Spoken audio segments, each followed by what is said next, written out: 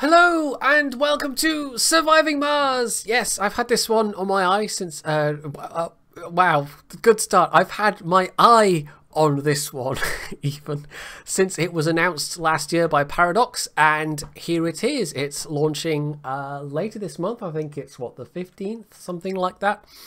And one of the very few times I've ever emailed a company to say, can I has a preview copy plus? In fact, the only other time I've really gone out of my way to do this was with Stellaris. And they provided me with one, and here we are.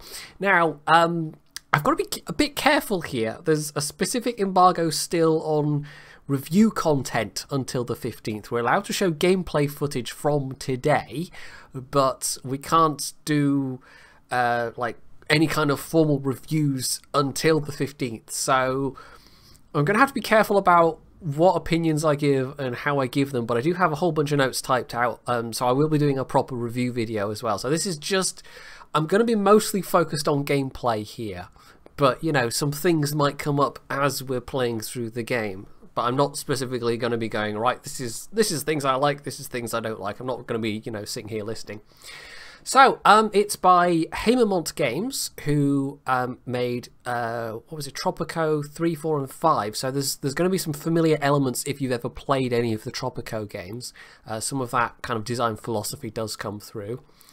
And, wow, Menthel, yep, your son is officially more cultured than you are, if he knows that that was Mars from the Planet Suite by Gustav Holst.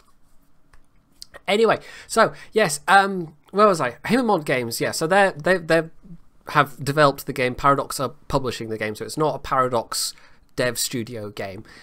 So it's got some, like, you can see some design cues from Stellaris, for example. But there's definitely a lot more in there from Tropico. That's quite firmly a part of its DNA. So yeah, right at the start you'll see that there's like modding options, just like City Skylines. You know, that was, you know, off the bat something that they were really building into the heart of the experience, was making it easy for people to do mods, and it kind of looks like this is going to be exactly the same. What I'm going to do is I'm going to start off showing you here's one I made earlier with I'm actually going to look up how long have I spent playing this so far. I've had it for about a week and a half.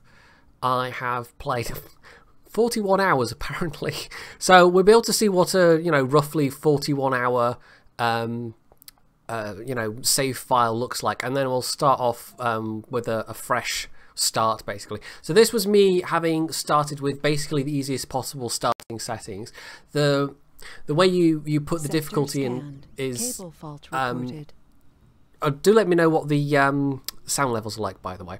But yeah, you start off with yeah, like you can either choose an easy or hard location, and then you've actually got some specific starting options in terms of like how much help you get at the beginning, how much how difficult it is based on how many resources you have basically, but we will get to that. So yeah, here we are on Mars, and this is the entirety of everything that I've done so far. I mean, this is like an entire map, and it's a reasonably big area. You've got all the different icons for various resources, but I'm mostly in a state where I don't need to go mining after the resources because we have some kind of mega projects that we've built, including this one, the Mohole, which gives me a whole butt ton of metals and rare metals. It doesn't go overboard with resources, as you can see. You've got basically 8 kinds of resources that you can either extract or manufacture, and then on top of that you've got your let's call them life support resources of power, oxygen and water. So they haven't gone overboard, you know. There's not like any massive complicated supply chains or anything like that. So yeah, it's just been a process of getting to the point where I'm generating large surpluses, and it's not that difficult to build new domes at this point. So yeah, we've got all the various dome sizes. We've got small domes, that's a medium dome, that's a bigger dome, and there's also a special kind of dome that I've built, which is like a one-off where it's got like beaches and things, and everybody really likes living here, but sadly you can only build one of them. So I've got, let's see, thousands, nearly 1,400 population.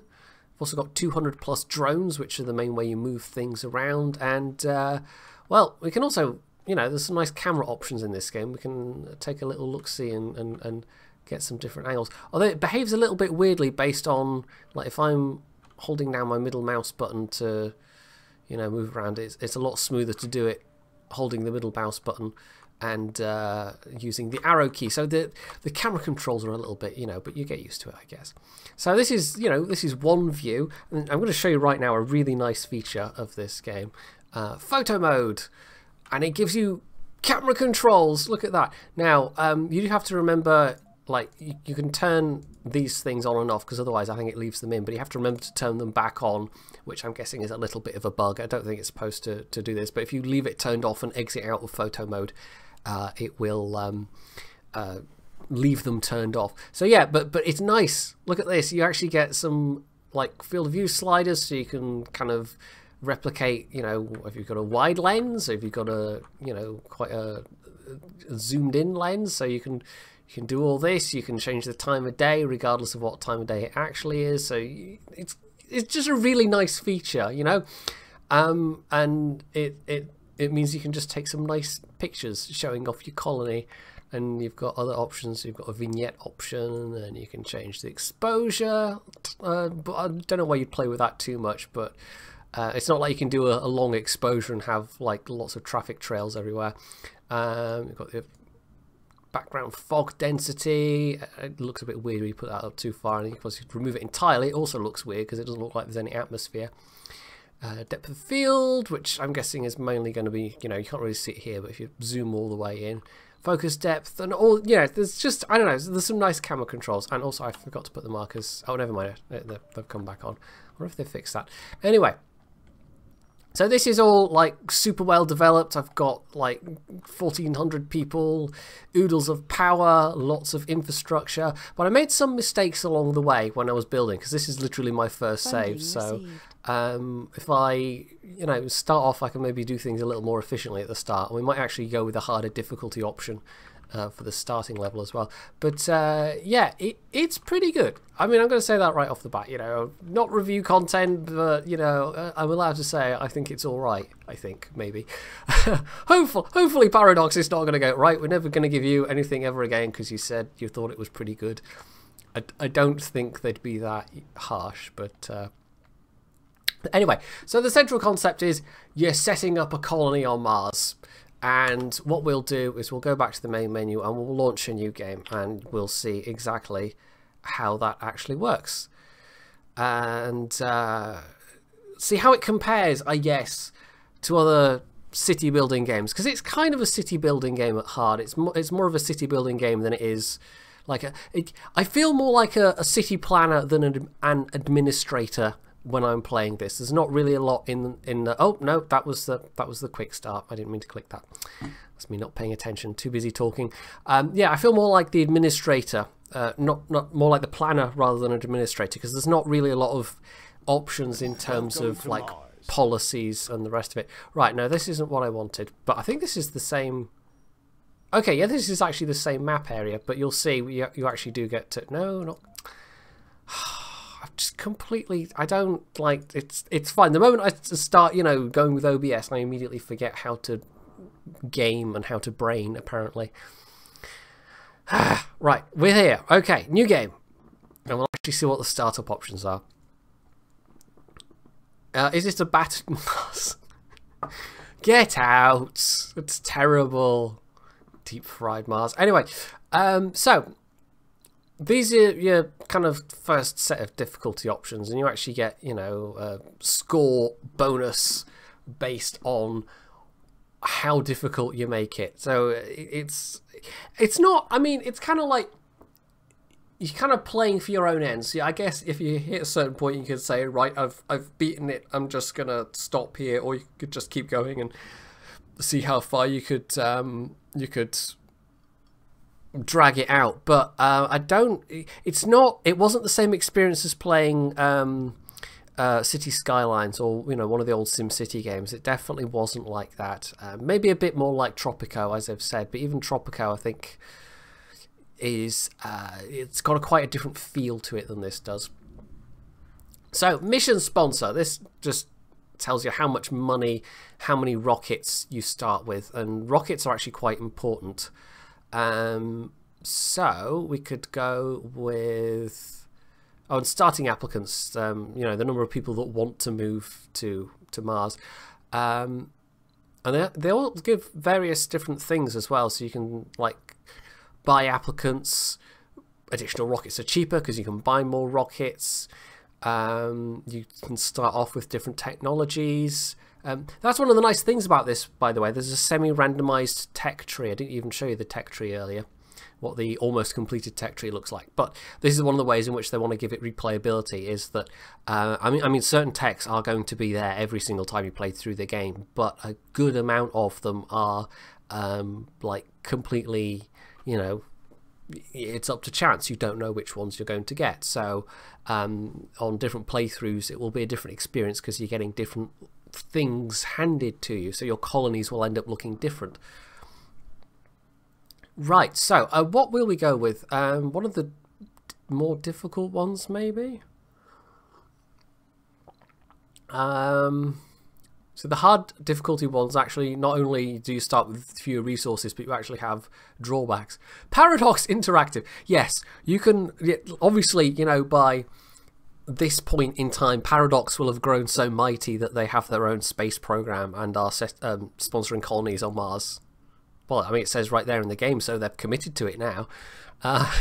Anyway, so we could start with one rocket, 4 million in funding. You get a research bonus from your sponsor, which obviously helps you along the way. So the 300 versus 100 is going to make quite a bit of difference. Europe actually gets, okay, they're normal, but they get more research. Interesting. 5 extra starting technologies, gain extra funding. So that one actually sounds like you're starting with less stuff, but that one actually sounds like it might be OP in the long run, starting with the European start. Should we try either Russia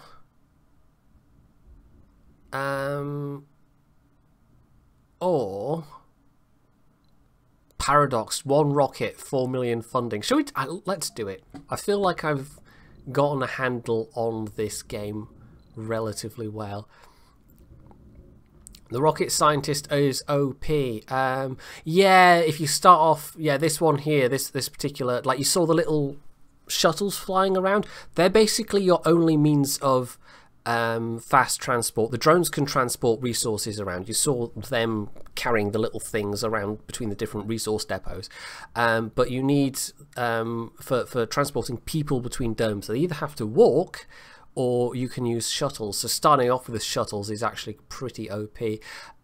My first that first one you saw, I started off with this one, the Hydro Engineer, and the building that I started with, the water reclamation spire there, I ended up using it a single time. I think well, actually no, that's not true. I started off with one dome that had it, and then I just removed it and put in a different building because it wasn't very useful. But just by default, domes consuming less water, you know, that one's going to be useful. So you've got all kinds of different ones. People get extra sanity because your colonists, you know, they need looking after. They can go crazy. Politician. Oh, you start off with Martian patents there. That's a repeatable tech that you can use to get cash. Futurist, all breakthrough techs researched 30% faster. Ecologist. Astrogeologist.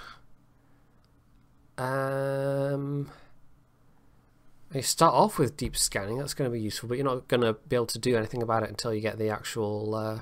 okay. You start off basically not knowing anything about the map you're landing on apart from just a couple of sectors. I think we will go with Rocket Scientist, which will offset the difficulty, because we'll get an extra rocket basically, and we start with the shuttles available. Colony logo. There's no way to add your own at the moment, but you know, you've got some preset ones. We'll actually use the Paradox ones. Mystery. So this is one of the features of the game that I think they have basically like pulled from Stellaris. And do I dare click on the... Okay. Okay, it doesn't really tell you. Okay, it doesn't really tell you much. I've encountered one of these. I know what one of these is, and it was actually a little bit bugged. I've reported this back to Paradox, or my contacts at the PR company that sent me the code on behalf of Paradox. So yeah, there's various things that can happen. It's basically like the endgame crises from Stellaris, and you get this little bit of storyline that happens, and you have to react to it. You have to be prepared that something is going to happen. Now you can turn it off entirely. You can leave it as random, which is what I'm going to do. But I can see right there that I had one of the hard ones, and yeah, it really was quite difficult. But I kind of got through it in the end. It wasn't really an optimal ending for it, but we did get through it.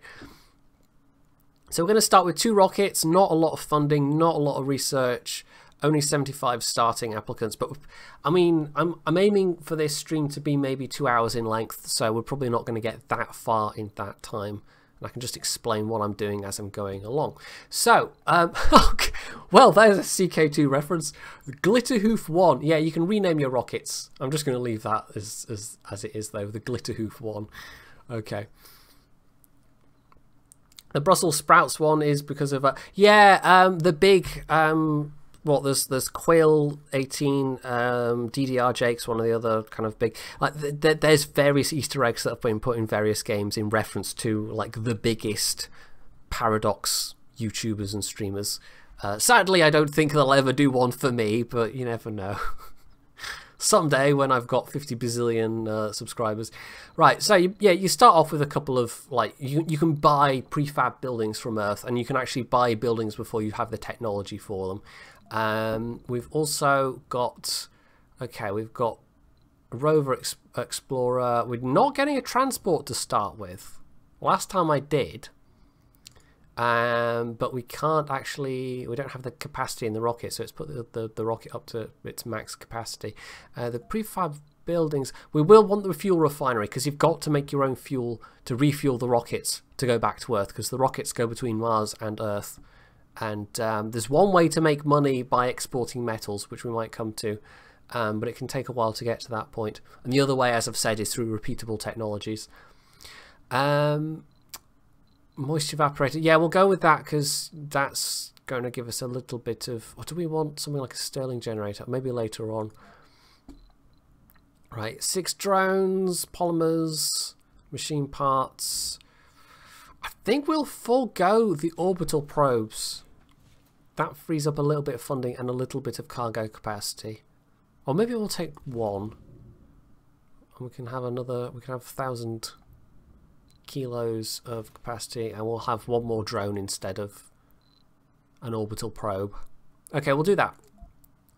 So how you start off is that and we can just literally pick anywhere. As you can see, there's preset sites marked on the surface, but you can literally start anywhere. So we could have, like, up on the poles, for example. This is where the other part of the kind of selecting your starting difficulty comes in, is that you can see what resources various regions have. So this, like, random spot here is very rich in resources, but also, well, there are natural disasters, natural threats that can happen. So meteors and like dust storms can just cover everything, and you need to then repair things.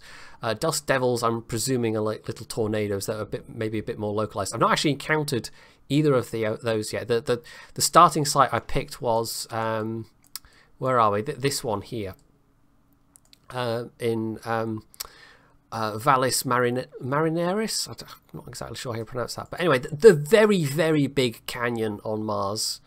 The whoppingly, hugely, unimaginably big canyon. And, you know, this is a very safe place to start.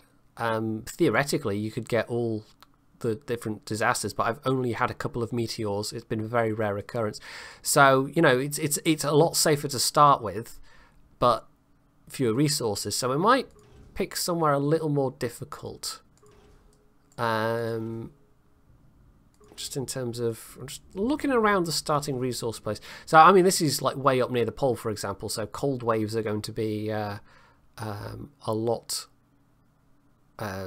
like different to deal with. They'll require a different planning of infrastructure, for example, than somewhere safer would.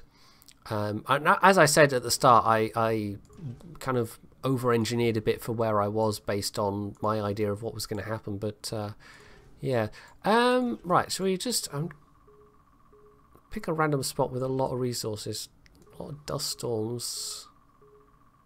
I mean, we want a reasonable amount of difficulty, but not too much difficulty because it's going to throw a lot at you at the start. And if anyone's played Dwarf Fortress, by the way, and they think all this, you know, this seems awfully like Embarkation from Dwarf Fortress, it kind of is. I think they've taken at least some cues from Dwarf Fortress. Can we set like a colony on top of Olympus Mons? That would be kind of awesome. What would happen if I try... I don't even know if this is viable.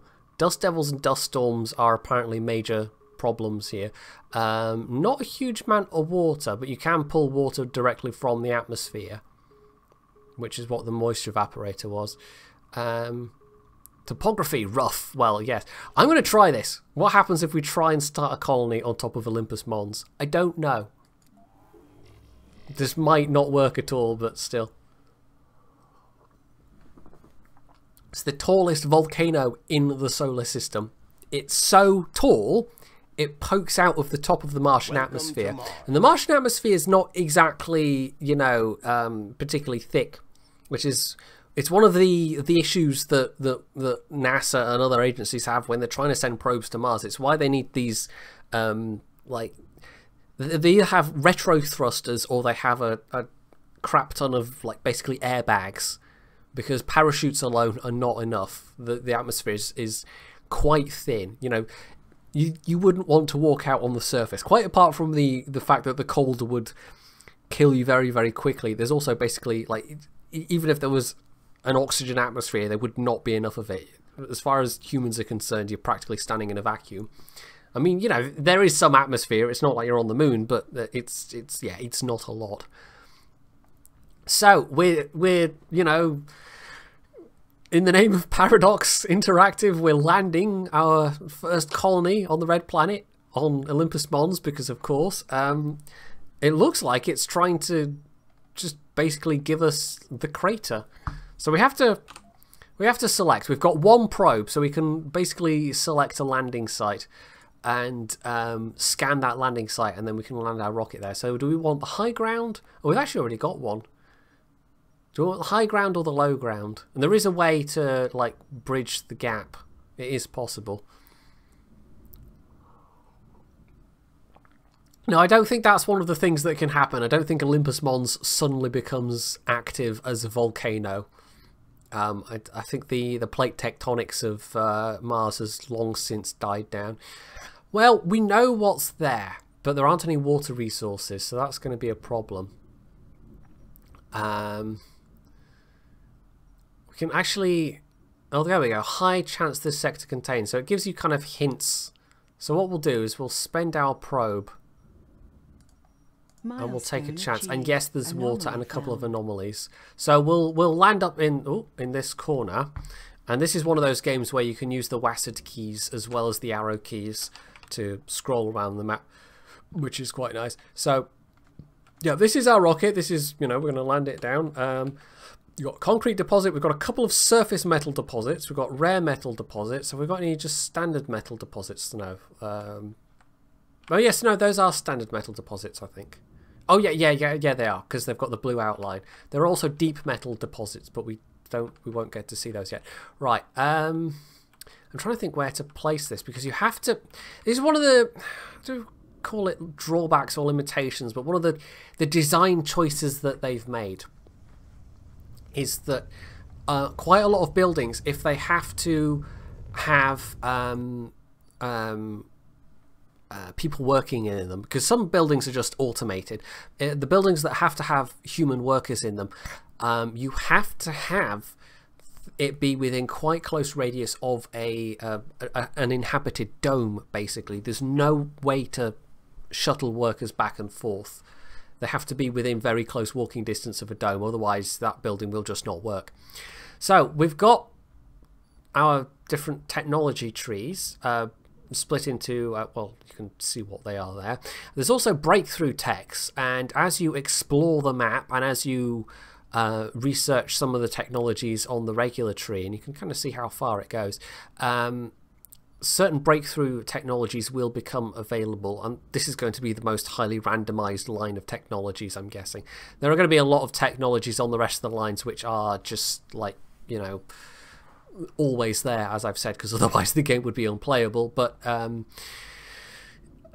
curious to see how this is going to be different. So we don't even start with, okay, we're going to want our oxygen generator to begin with. I mean, it doesn't matter for now because we've only got, you know, robots, drones essentially. We're doing all this as a kind of a remote startup operation, but we're going to need to build the infrastructure to get colonists fairly rapidly. So we can, what do we want? RC transport resources. Well, we don't even have a transport, so there's not much point. Extract amplification, scientists and botanists, so that's kind of like the most important, and we'll just queue up the rest, I guess. Or bear in mind once I unlock text, you know, it just kind of unlocks not quite sequentially, and you don't have to unlock the text sequentially. So if I get those two technologies uncovered next, for example, I don't have to have that one before I can do that one. I can skip straight to researching that one.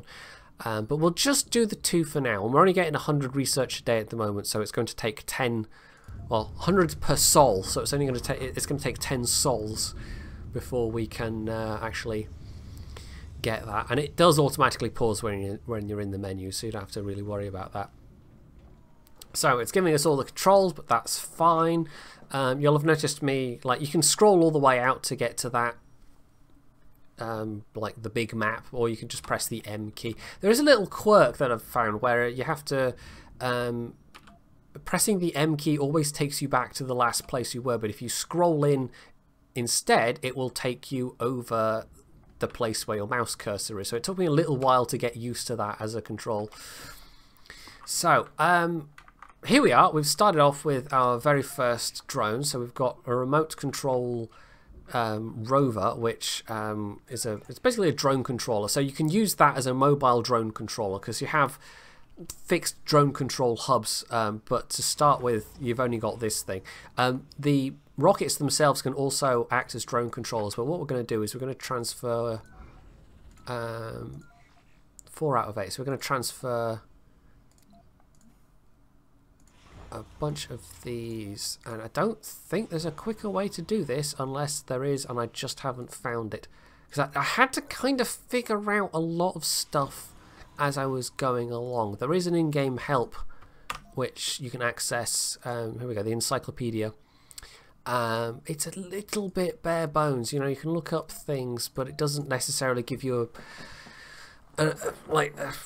information on, no, don't hit the quick button, definitely the wrong button. It doesn't necessarily give you the information that you want on how to do certain things. So we're going to right click on that. There's different kinds of anomalies. Some unlock new techs, which are what the key ones are obviously, and others give you just a flat bunch of research, for example. So if I send my rover there, research it, and then it'll be like, well, I got, you know, let's say I get 1,000 research, that'll be instantly researched. So it's worth, you know, you've got that exploration element, and eventually you're going to have explored the entire map, but that's fine. So very first thing we need to do, we've got right, we need some metals basically. Now to start with, these things, these rovers do have a limited charge. So what we're going to do is we're going to right click, which brings up the build menu, and we are going to, well, first we're going to build a depot, because we need a depot before we can actually, like, we have to collect these materials before we can, like, even build basic solar panels. So you've got all the various kinds of depots, as you can see. We're just going to put down a specialized metals depot, and what will happen is that immediately these drones will go for these surface deposits. Because the game gives you some surface deposits just to start with, because we need colonists to run the mines for, you know, underground deposits, and we don't have any yet. So this is one of the ways in which it encourages you to build up the infrastructure and get that basic stuff in place ASAP, because otherwise you'd be a bit stuffed in terms of, like, you can only do so much with just the drones.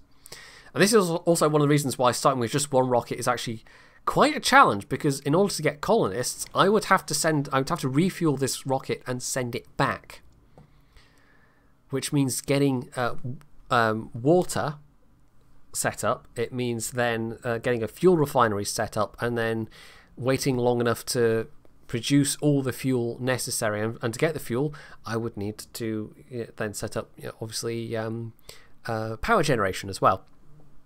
So the fact that we've started with the rocket scientists, which give us an extra rocket, means that we can cut out that whole step. So yeah, Opahik, when you're zoomed out like this, I mean, this, when it's got this kind of, like, you can see here, we've scanned these sectors. We can't, we can actually scan. Okay, and you can actually queue up. I was thinking maybe I couldn't do it yet because I haven't built any scanners, but I think scanners just speed it up, basically. But yeah, there's 2 levels of scanning. I did mention deep scanning earlier on as one of the, like, starting technologies you can get. You can only kind of get surface level, or close to surface level deposits with the regular scanning. You need the deep scanning to get the deep deposits, which are generally bigger. How's the sound level, by the way? I probably asked this earlier and then I just completely missed it. It's actually quite quiet on my end. I might even turn it up a little bit and see how that is, because I was kind of guesstimating.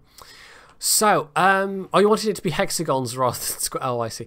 Right, so yeah, we're starting to get this metal. We can actually just fast forward this part, and what we want to do then is anomaly analyzed. Wow, we're actually going to get a heck of an elevation boost. We'll start with the wind turbine. Now, that's a bit of a problem in that we've got a limited stock of machine parts, but wind turbines... what do I want? No, I'll play it safe and go with a solar panel to start with. So we're going to build a solar panel, let's say here, our first solar panel. And this is all just using metal, and they need metal for the maintenance as well. It's one of the kind of fairly cool mechanics is you not only have to extract resources to build stuff, but you also have to maintain stuff. We've also got a small patch of concrete there, which we'll have to start mining sooner rather than later. The water as well. But concrete, I can see rapidly, that's going to be an issue. We're going to need to scan all these sectors around us. So we have this panel, but it's not actually plugged into anything yet. So we're going to run a short length of cable. And once we've got cable down, this is how you charge your rovers, is you literally just drive it over some cable and it will charge up. But at the moment, we're only going to get power during the day. So what we're also going to do is we're going to right away build a power accumulator, which is basically a storage battery. And that will just power up our battery. This one solar panel will power up the battery. But at the moment we don't have anything that's consuming power, so we'll have a look see at what we can get. Now we do have the fuel refinery. We're going to want to I should build another panel there as well.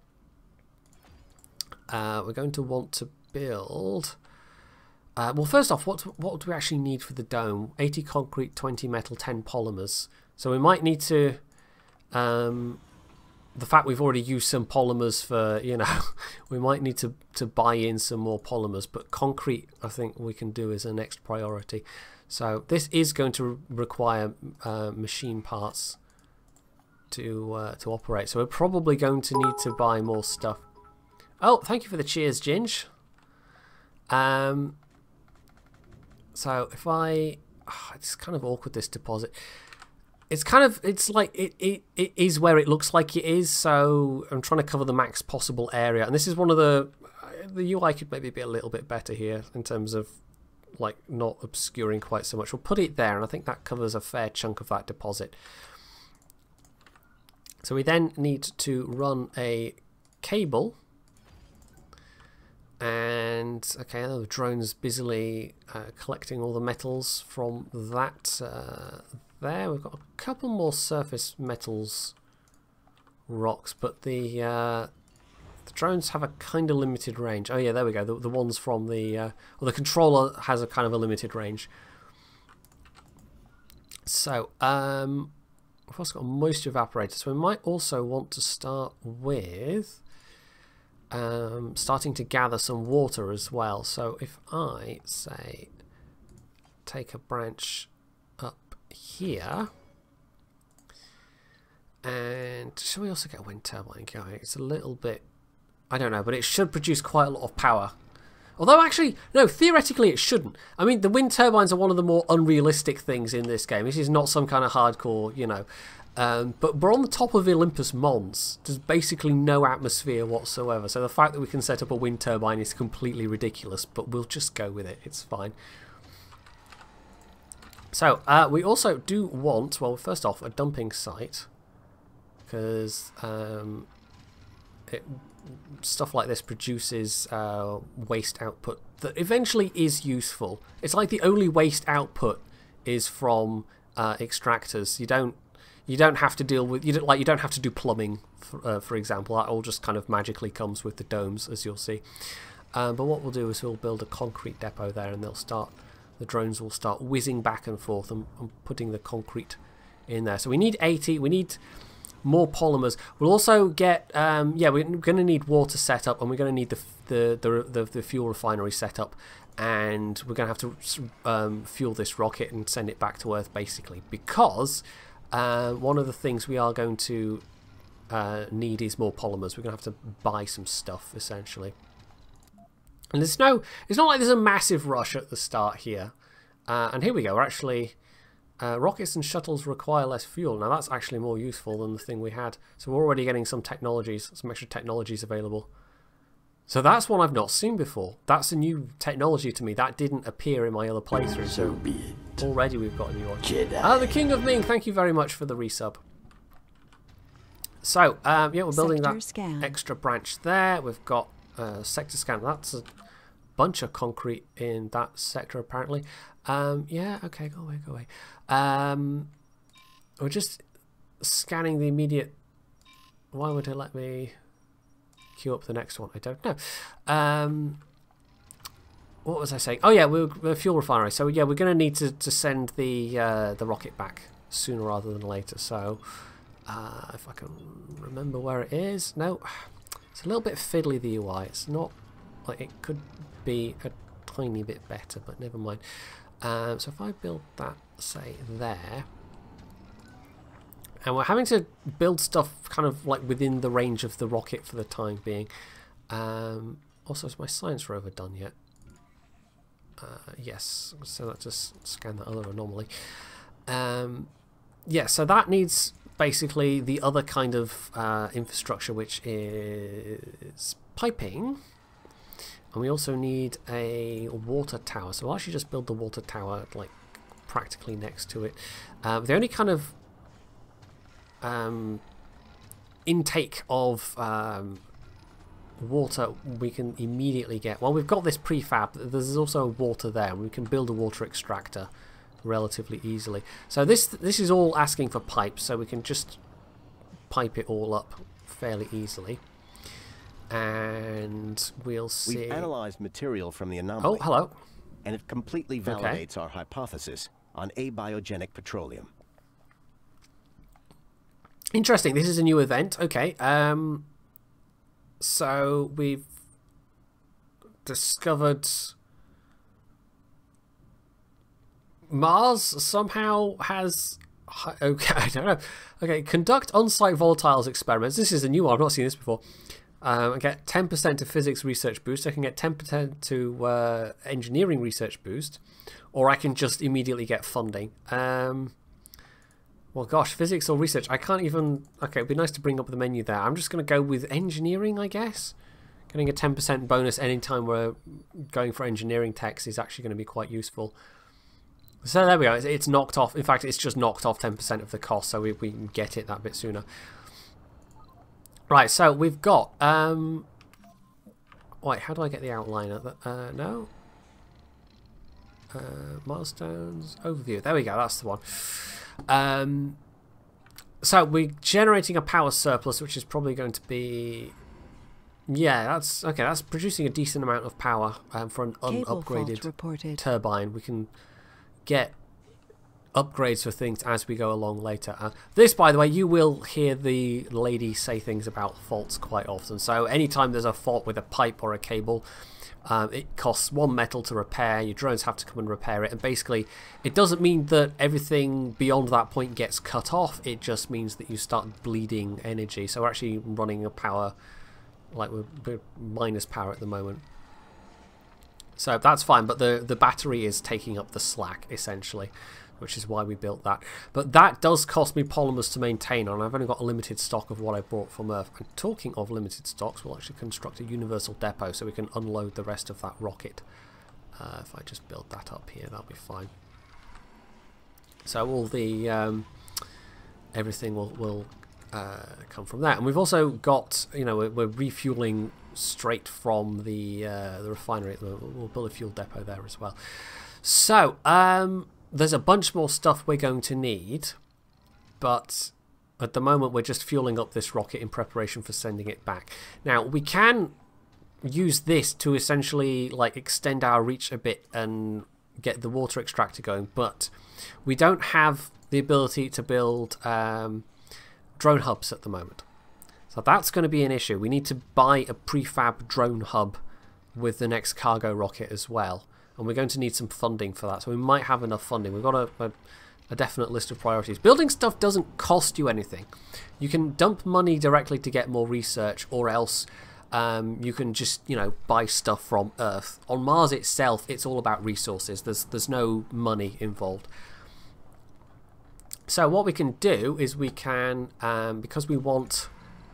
I think we want the fueler to work overnight preferentially, so we're running just on battery power at the moment. We're getting a small trickle from the wind turbine, but because these are closed, we're not getting any surplus.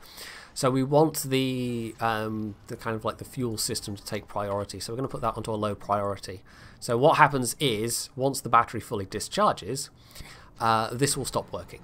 We could also just build more wind turbines, but we don't have a lot of like replacement parts at the moment. So be it. Oh, and another resub from Isham, thank you very much. Now, one issue I do have, and I don't know how this is going to work, but 3 drones are being controlled by the rocket. I've got all the rest tagged onto this rover, which actually needs to be recharged, and this rover needs to be recharged as well. I don't know what happens to the 3 drones that are controlled by that rocket once we actually send this rocket off. I'm not entirely certain. Also, go away. Right. So at the moment we're waiting for a couple of things. We've got water production going. We've got water storage, although at the moment the water's just going straight into the fuel refinery.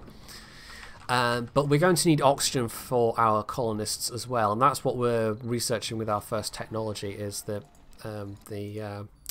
Moxie, as it's called. Oh no, we actually... No, that's an upgrade for the Moxie. Okay, can I actually just build a Moxie right now? It's like basically an oxygen extractor. Oh, we also need a sensor tower. I should actually build that. Does that count as being on the deposit? No. So yeah, sensor towers warn you of incoming disasters. So you want to have sensor towers. The only thing is it doesn't tell you the radius, doesn't tell you the range of sensor towers. But it does have a side benefit of it helps up your scanning essentially. So we'll get the sensor tower built, which is like takes an electronics part to build, but will it only takes metal to then maintain from that point. So yeah, we need a Moxie next, and we also need somewhere to store the oxygen as well. So we'll do that, and maybe kind of to the side of this other concrete deposit. Hopefully that's not too close, actually. That might... no, I think that's getting dusty at the same rate. Certain buildings, you know, like this, within a radius, they'll kick up extra dust, so stuff that's nearby will need maintenance more often, essentially, apart from cables and pipes. So we'll build, I guess, down a little branch there. And we'll probably have a unified piping network at some point, but for the time being we will okay, there we go. So we can literally just build a Moxie right now. So we're just going to build that, and we're going to set up some oxygen storage. And now this is like having redundancy in terms of storage space is fairly important in this game, I would say. You definitely want to make sure that, like, let's say you have a pipe leak or something, or one of your domes gets cut off because a meteor comes down and destroys part of your infrastructure network. You want to have backups. You know, you want to have multiple routes, multiple lines, or you want to have like nearby oxygen tanks or whatever there that will take up the slack whilst you're repairing things. So you do have to plan ahead a bit in that regard, and I kind of over-planned things with my first colony, as you saw, because it turned out I'd way over-designed and probably spent way more materials early on than I actually needed to with all the redundancy. A couple of extra tanks and things would have been fine, and instead I had whole redundant networks of pipes which you know, ate up a reasonable amount of metal in terms of setting up. So we're going to also make that a low priority. In fact, we can even make it so it turns off during the night, so we're only producing during the day when the solar panels are working. So that's not working at the moment, but that oxygen will go straight into there, and it's only got a capacity of 100, but that can actually be increased later on. So, what next? We could maybe set up another concrete extractor, but we're starting to get there in terms of concrete. There's enough here. There's enough in this small deposit to be going on with. I mean, one thing we can do as well is actually get that technology there, because what happens when you remove a building, you get a partial refund, which is nice, but the wreck of the building is still there. You actually need to research a technology before you can move the remains of the building. So we're going to be scanning things rather more quickly now that we've got the where's that one? Oh, I didn't mean to set that one up over there. Now that we've got the sensor tower up and running, but you know, the further away, the less of a bonus the sensor tower gives, basically. So yeah, we're just accumulating resources so we can build the first dome, and then we have to make sure we have enough stuff for that first dome, and this single moisture evaporator won't be enough, so we've got to have a drone controller before we get to that point. Is there any way of turning off the help messages? I don't think so. Can we disable the hints somehow? I don't think I can. I think that just comes on by default. It doesn't come up at the start of the game and say, would you like to turn off hints? We see you've played this before, but we're going to tell you all about it again anyway. Right, so we're starting to run a deficit of power. I'll go back for small solar panels because they're cheap. Not hugely effective, and you don't get upgrades with solar panels, but they're cheap to build and they're cheap to maintain because they only take one metal. Although at the moment we're starting to run down on, because we don't have a resource rover, it's not a huge deal, but it makes, like, because that's one thing you can do is you can send your remote control rover to like mine surface deposits and then use the resource like it's basically a, you know, pickup truck, it's a flatbed, to bring them back, but we don't even seem to have that many more metal deposits around, so that's going to be a limiting factor. That's definitely going to be a limiting factor. There's also and this might be an issue for a little while anyway, we're going to have to build a lot of these dumping sites because otherwise the waste rock just kind of gets untidily left around. There is a technology later on that I got, at least in the first playthrough, might not appear this time, where you can turn this waste rock directly into concrete, and at that point that gives you like quite an extra little bonus. Sector essentially scanned. So we need to make sure we have still at least 20 metal, but the things, I can't lock resources away.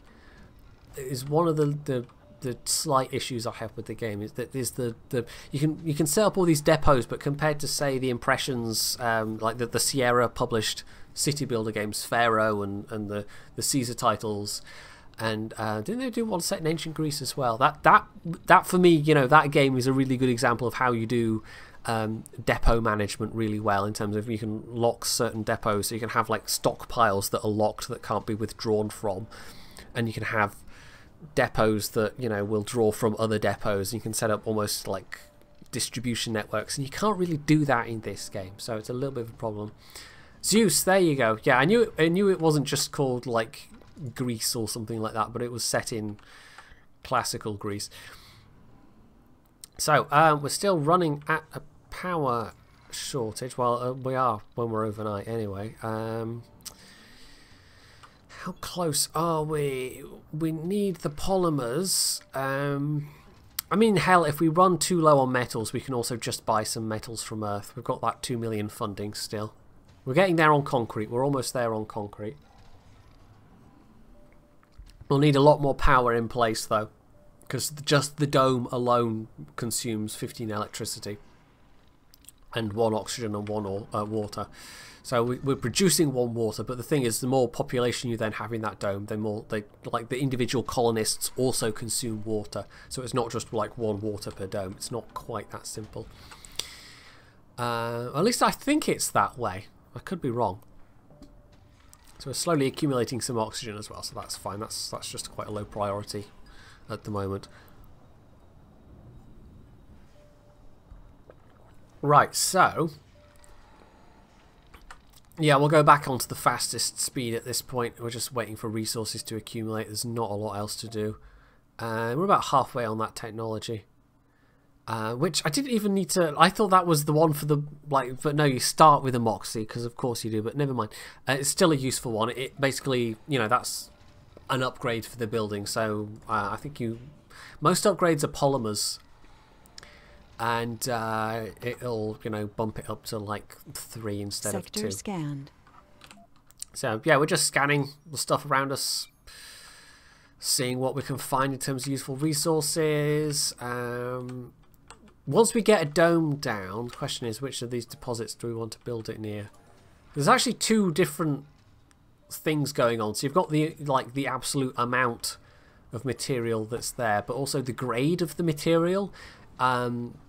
I think that basically tells you how efficient the extractors will be at like how much you'll get. So a high grade deposit, it's not that the metal is worth more, it's that the extractor will work more efficiently, essentially. So you get a better like hourly output from that extractor. It's not that it gives you more overall. Right, we're there on concrete. Okay, that's fine.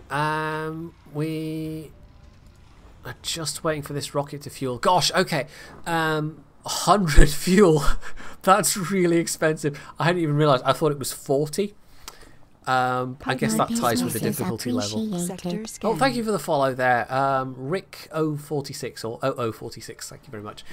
Yeah, so that's more of a time sink than anything else. I'm not sure that really is increasing the difficulty. I think it's just increasing the amount of time I'm sitting around waiting for stuff to actually work. Right, that is wanting more water than we can actually... so what we can do we have any more anomalies we can go in? I really wish you could turn off the hints. Like, it's useful at first, but they just kind of clog the screen. No, there's no more anomalies at the moment. Right, we'll set up a water extractor, and it does kind of slightly tie up this this rover for the time being, but we'll see how it goes. Right, we need to lay a cable up to there, basically. That's all within... Oh, okay. They're actually directly... Because we're out of the range of that depot, but we're within the range of these rocks, so they're directly getting the metal from the rocks. But I'm not sure how I'm going to juggle this, actually, because you can't... I've not encountered a technology that increases the range of your drone controller rovers, but there might be one.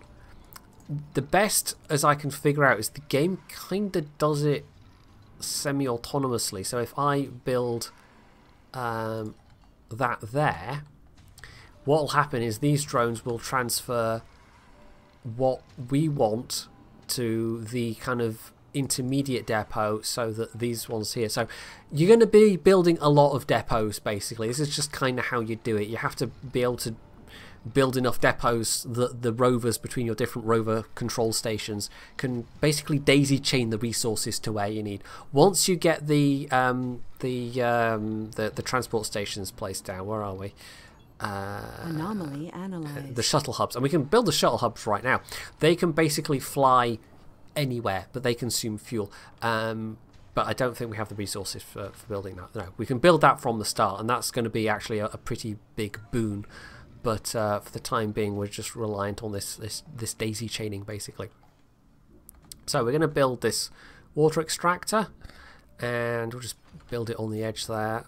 It doesn't have to be right over the symbol. Oh, cable first, actually.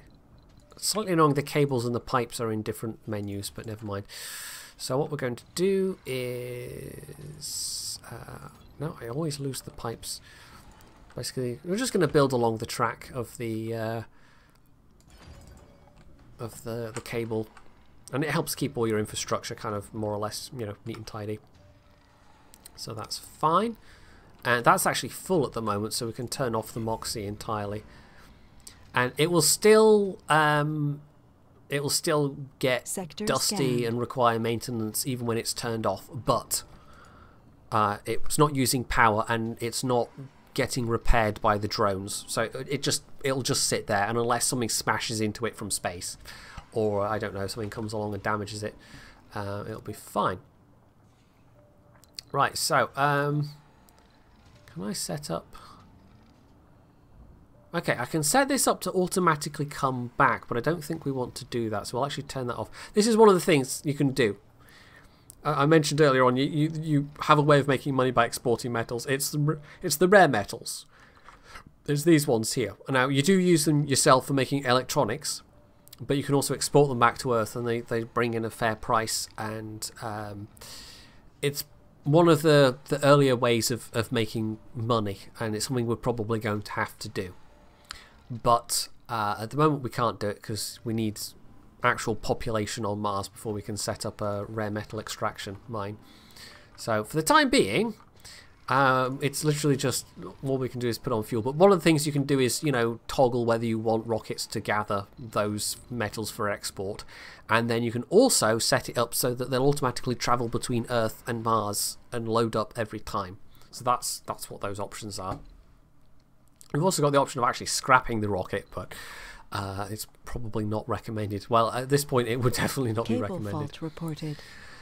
So, yeah, it's completely unloaded. I don't know how we get these drones, though. I don't know what happens with that. That's actually a new one on me, in terms of, yeah. Oh, okay, we've got actually extra water there nearby. Okay, we're not going to be hurting for water. That's fine. Right, so we're just waiting for these drones to just daisy chain the resources. We're going to have to move this, like once the rocket's gone and we're waiting for the next rocket to arrive. Scanned. We're going to have Found. to move this guy back and forth so he can kind of make the resources. Stored concrete, why won't it? Oh, because we've set the priority low. There's one priority button. Now this is one of the things that seems a bit odd, considering this is the people that made Tropico. In Tropico there was different ways to slice and dice, like which industries and whatever got priority for workers and so forth. In this game there is one priority button that basically handles how much like priority it gets for power, how much priority it gets for manpower, and how much priority it gets for being serviced by drones, including, you know, repairs or visiting it to take away resources. And that seems a bit weird to me, that it's all just kind of like it's extremely inexact. Oh, a dust storm. Okay, so this is a disaster. 17 hours. So we've got a bit of time before this hits, but I don't know what happens with a dust storm. I don't actually know. Like, is it going to damage buildings? Is it like I don't know. I have no clue. We can actually move this a bit closer. We've got more of an overlap, and the drones can get the resources directly that they need. There we go. So yeah, we're just trying to bump up our fuel production at the moment, and yeah, that'll send this rocket back. I might want to maybe... No, we're not going to get to send this rocket back before the dust storm hits. I genuinely don't know. I haven't encountered a dust storm, so this is educational. completely educational, but it might be, you know, educational in a painful way. Building's not working. Oh, yeah, that's because it's internal inventories. Like they can store a small amount, but because we've only got these three drones here, and these drones are out of range, these 3 drones are struggling a bit to keep up.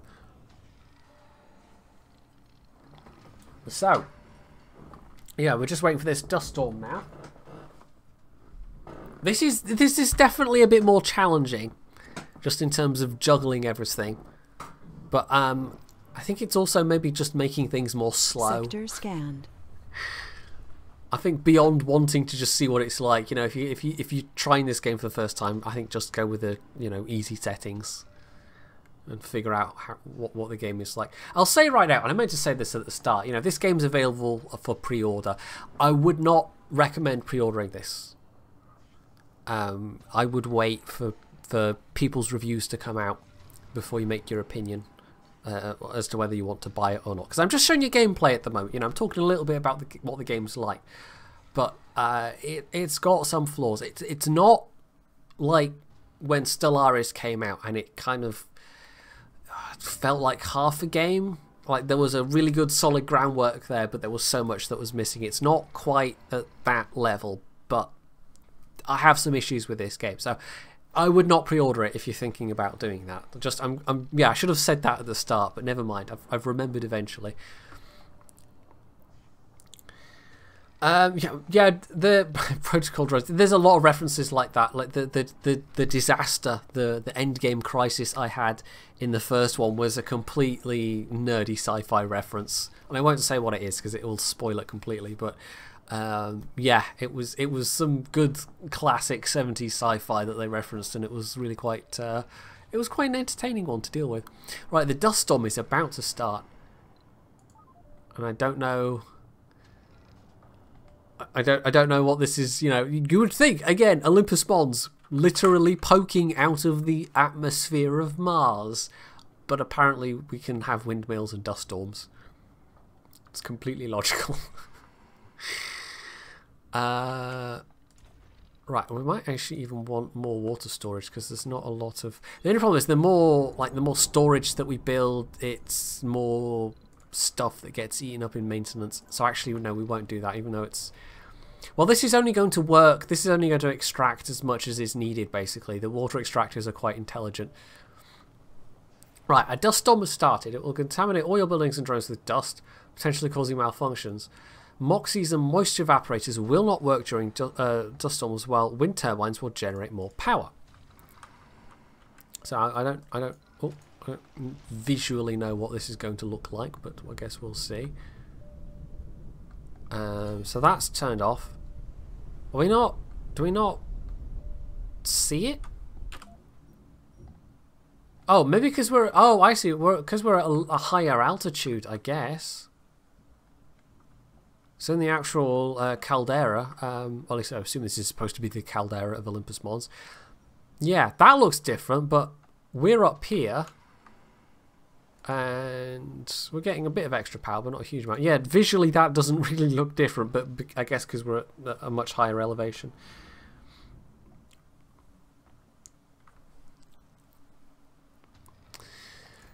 Okay, well, you know, this is why you have storage, basically, is for contingencies like this. But I don't know if it's not very spectacular, is it?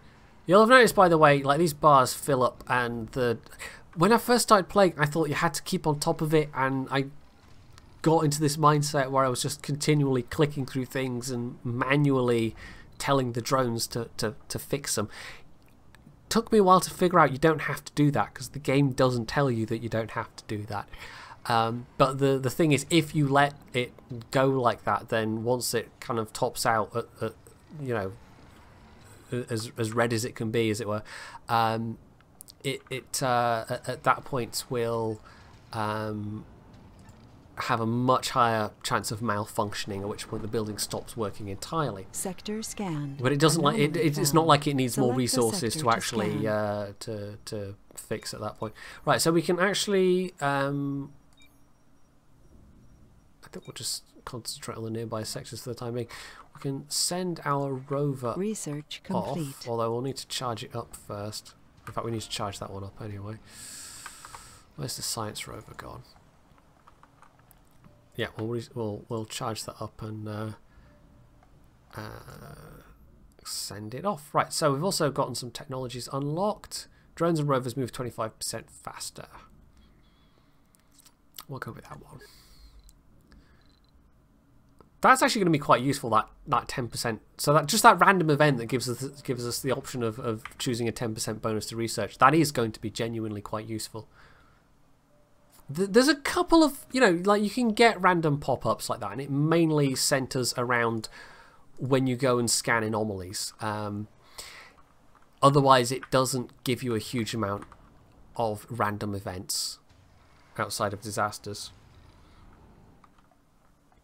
So, yeah, it was a bit, I don't know, it was like, oh, dust storm, it's a bit, I don't know. I was expecting something a bit more dramatic, I suppose, but it's fine. I shouldn't complain too much that my early attempt at colonization is not getting completely wrecked by something out of my control. Right, we're starting to use, I mean, we're using some concrete for like maintenance purposes, so that's why it's being partly drained. Our explorer just got into a pretty serious accident. The good news is, it's still in one piece. Okay, so this is another random event. So it's basically disturbed a weak part of the surface and fallen through. So what we have to do is, and this can happen, like your drones can malfunction or whatever. So we have to send. And it was tied to me, you know, going and researching this anomaly. So what we've got to do is we've got to send our RC drone over there, which means we're not going to, like, that building is not going to be serviced by drones at the moment, but it can't be helped. But yeah, we do need more concrete, basically. I think we'll need another supply rocket before we get to the point of being able to get colonists. So I don't know if I'll get colonists within the scope of me doing this stream, because we'll try and get there. You know, that's the goal, is to get the first colonists. We'll try and get to that point. Right, so that's now fixed, and there was another one down there, and then we can send this back to just sit on the power cable. I don't know if I think it's just randomized in terms of your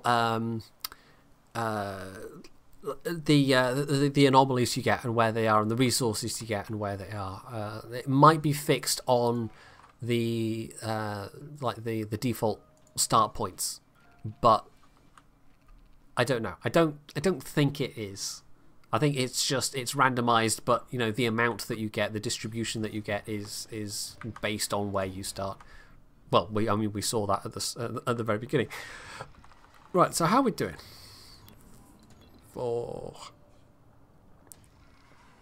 Breakthrough discovered. Plenty of concrete, plenty of metals still. But we are going to need more, like, polymers and things. Okay, we're nearly there with the refueling, though. We can send the rocket back. And we can actually, I mean, it's not like I have to sit here and wait for... why am I even thinking that? I can just right away say I want to send the other rocket. So what we're going to do... What parts do we want? Well, you know what? Stirling generators are expensive, but incredibly useful. Because you've got 2 power modes with the Stirling generators, and I'll explain, like, once it arrives. So we'll buy a drone hub as well, because we definitely, in fact, we'll buy 2 drone hubs, because we'll need probably at least 2.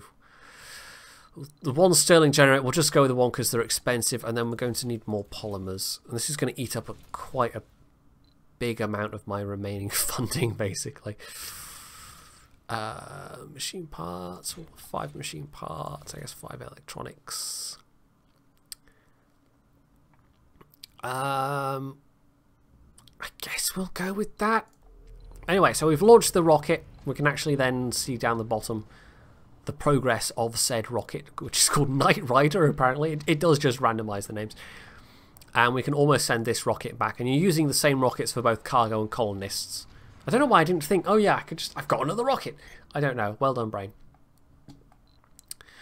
Breakthrough discovered neo-concrete. So, oh, this is it. Okay. So yeah, this is one of the breakthrough techs. This is what we got by scanning the surface. This is a new one on me. We can reduce dramatically the building costs of domes. So absolutely we will. You can't drag and drop priorities. You can only add and remove. So we'll actually, yeah, we'll reassign that.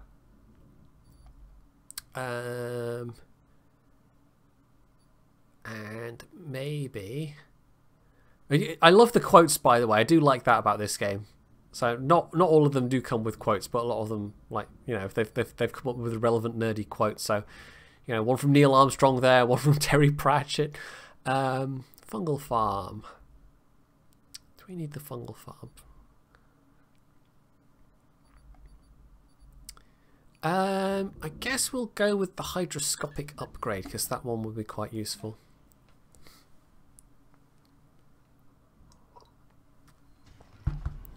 I've been sort of paying attention to the chat, by the way. I'm not quite sure what prompted all the talk of nuclear reactors, but it's certainly different.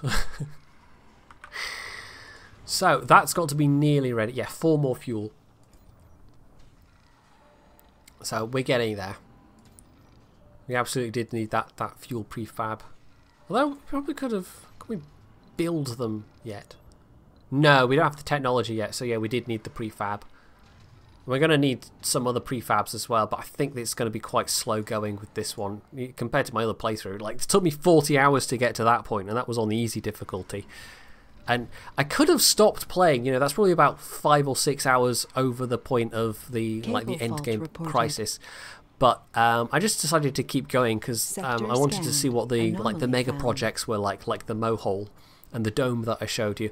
And I've only got like maybe 2/3 of the breakthrough technologies as well, because there's specifically one of the mega projects that unlocks other breakthrough technologies. So we're going to send this back. We're not getting any profit from it.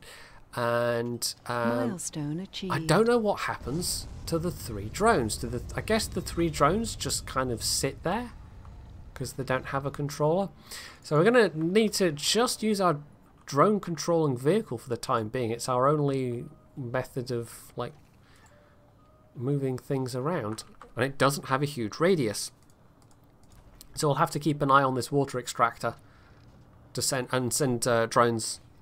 You know, we'll have to move the RC thing over, the rover over to fix that, and we're going to need to do that quite soon, actually. Yeah, there's a lot of stuff that's coming up. You'll notice that the visuals for external buildings, it's quite easy to tell when stuff needs maintenance, but there isn't a corresponding thing for internal buildings, so it's a little bit harder to tell just at a glance. Right, is that us out of power? I think it is. Yeah, we're just out of production. We're not generating enough power during the day, enough excess power to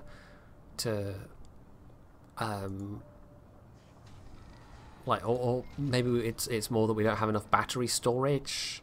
I don't know. Either way, we probably should invest maybe in another wind turbine, just because power is something we're going to need a lot more of when it comes to building a dome.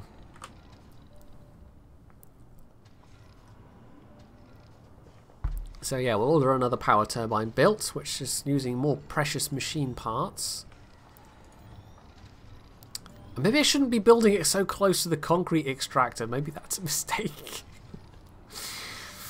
This one is probably about halfway through, though. I mean, when you click on that and it says, you know, you've got X amount, it's just you're going to have to build several extractors to completely get all of a deposit, basically. And later on, you'll be able to get upgrades for concrete extractors. But I've never bothered, just because of all of the resource buildings, concrete extractors are like the least permanent.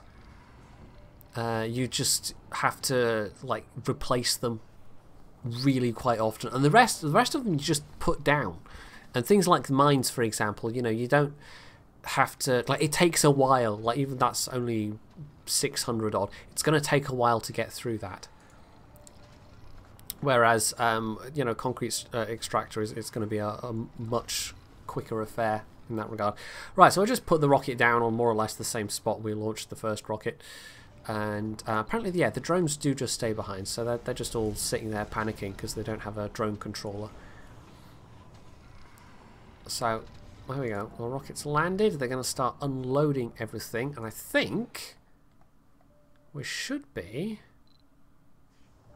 I think we'll build the dome up here because that's got metals and rare metals. Oh, that's a dust devil. Okay, that's what a dust devil looks like. We do have a metal deposit there as well, which is bigger, but it's lower quality. So this is going to be a bit awkward. We're going to end up having to have little domes all over the place just to have access to these deposits, which I'm not sure I 100% like as a design choice, to be honest.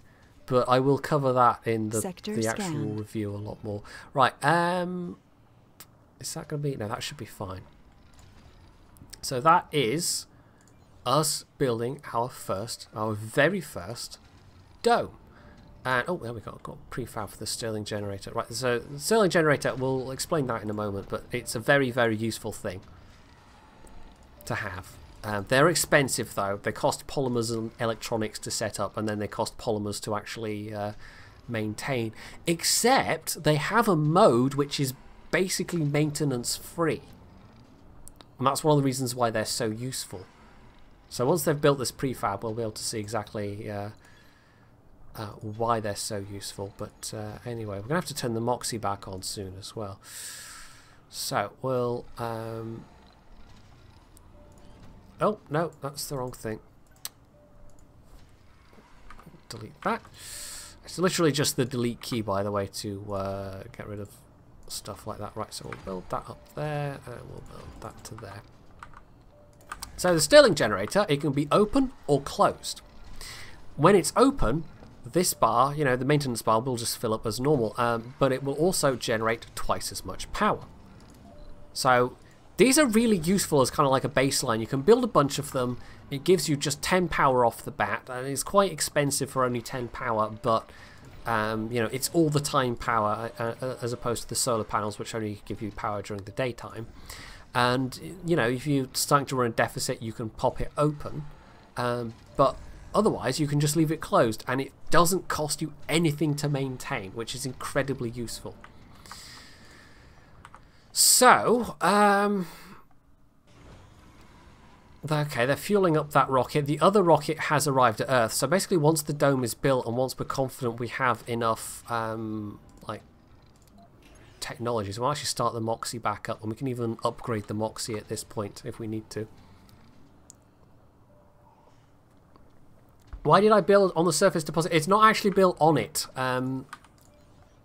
It needs to be built near it. The actual mines themselves I'll probably place like here and here. But you see this radius here? This is the worker radius. You have to have any worker exterior, you know, buildings that are outside the dome that need workers have to be within a radius of a dome. There's no way to transport workers to buildings. I can't build like a dome here, have a mine there, and then build like, you know, a Mars bus or a monorail, or I don't even know what other transport system. And even once you get the shuttles up and running, they don't work for that purpose either. So I'm not quite sure why they've done that as a design decision, but that's how it is. You have to build domes near deposits. A Mars tram, yeah, it would be... No, I'm not going to go off on that. That's something I'm going to go into in the review video, but you can maybe get a hint that, you know, I'm not entirely satisfied with the fact that there's not a lot of transport options. But yeah, saving that for the review video. That's definitely review content. So, are we going fast? Yeah, we are fast forwarding. I think on the easiest difficulty, I'd gotten a dome set up by like Sol 8. Sol 9, something like that. So this is definitely taking me a bit longer, and if nothing else, the fact that I need more than double the fuel to send rockets back is Yeah. So I'm not sure about. I mean, when it says difficulty levels, does it really count as being harder if all it's doing is making you wait longer? I don't know. I mean, that might just be making it a bit more tedious in the eyes of most people. Right, we also have to make sure that's got a... No, life support pipes, an actual connection to the... No, the right place. There we go. Yeah, pipes you can only connect at certain points, but cables you can connect anywhere, basically.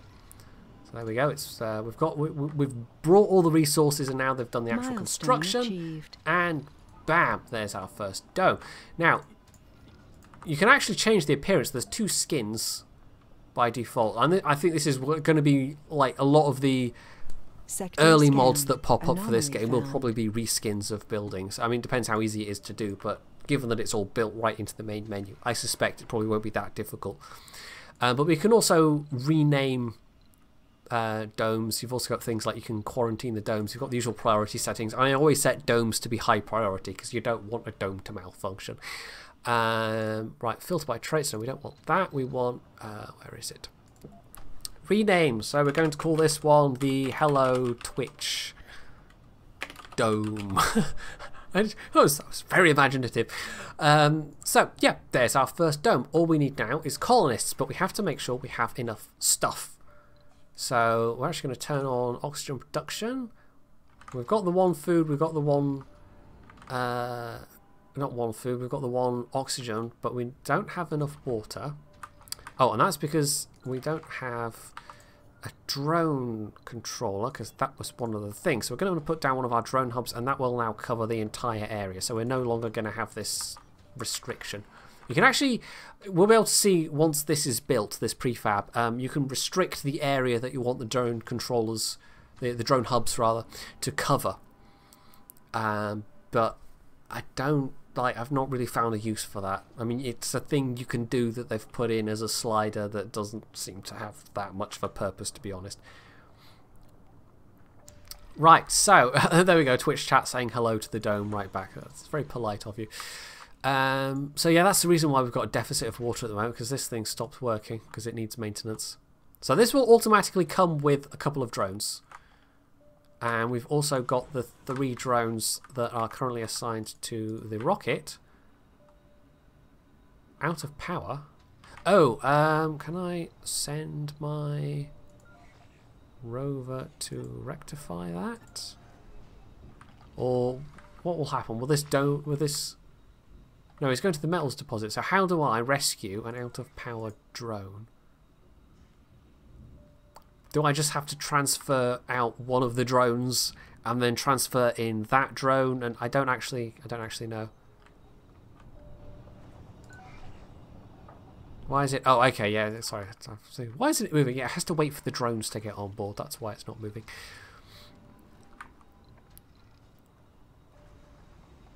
Oh, we did go and... Okay, the drone did go and rescue the other drone. That's fine. Right, so that's back up and working. So we've got power. We've got water. What I'm going to do is I'm going to build 2 more tanks each because I want a decent surplus, because once the colonists arrive, what we have now is not necessarily going to be enough. So we'll build, say, another water tank there, and we'll build another oxygen tank. I don't even know. It doesn't matter that much. Just as long as we have a pipe connection. Yeah, okay, the drones can share. Okay, that's probably something that's been in a tooltip or a pop-up at some point that I've just missed. Right, so, that's fine. We'll just put that on top of there. So we were going to transfer control of these... Would you stand still? There we go. There might be a hotkey for this that I'm just missing. There are some hotkeys, but I don't know if there's any way of reassigning hotkeys. Having said that, have I even checked? I don't think there's... Oh, key bindings. Okay, yes, there is. Well, there you go. That's the thing I hadn't even checked to see if was there, and it was. Right, where's this final... There he is. But yeah, if there was a, it might be possible to assign a hotkey for like reassigning, because at the moment it's a bit fiddly to reassign drones from one area to another.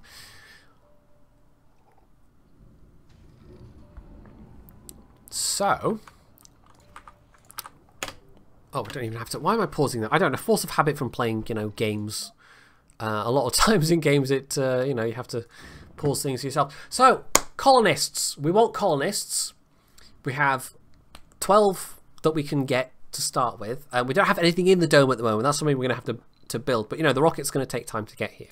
So you can basically choose what groups you want, what groups you want to exclude.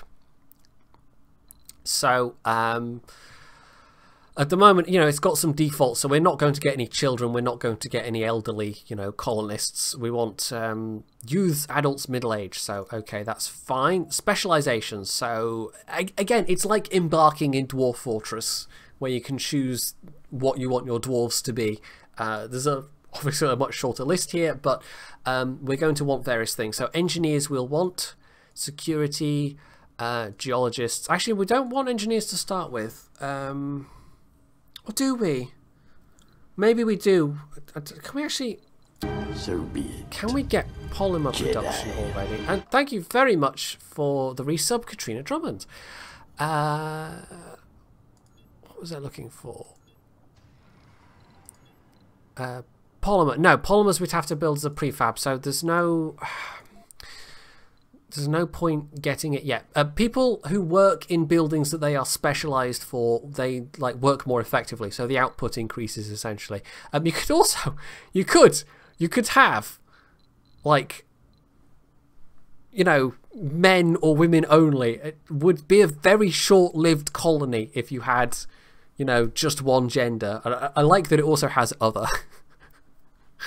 But yeah, if you only had one gender, that would, you know, nobody would be able to reproduce.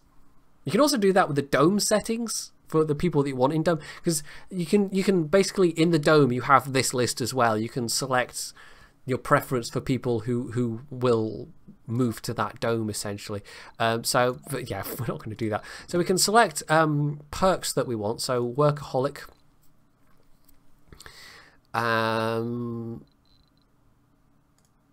There's quite a few perks actually. Party animal, rugged. Does it explain with the tooltips? There we go. Temporary morale boost every time. What does rugged do? No comfort penalties when eating unprepared food or having no residence. I'll take rugged. I think rugged might be quite useful to begin with. Composed. Religious gamer. Recover sanity when gaming. Yeah, you can build electronic stores later on, which provides, like, people can go and buy, I don't know, games consoles or something. Sexy. I'm going to give, yeah, greatly increased birth rate. Okay, we'll go with survivor. And you can also have flaws. I don't know if it'll just let me, you know, disallow everybody, but that will greatly reduce the pool of people available, basically. And then there's quirks, which are just, I don't know. You could, like, tourist I never quite got. Why would you want Mars tourists? I don't know. They don't bring you any money. That seems a weird one to even have in the game, but you can have vegans as well. Don't worry, they'll tell you. Okay. Anyway, so yeah, we'll go with that. Are there any flaws we really don't want?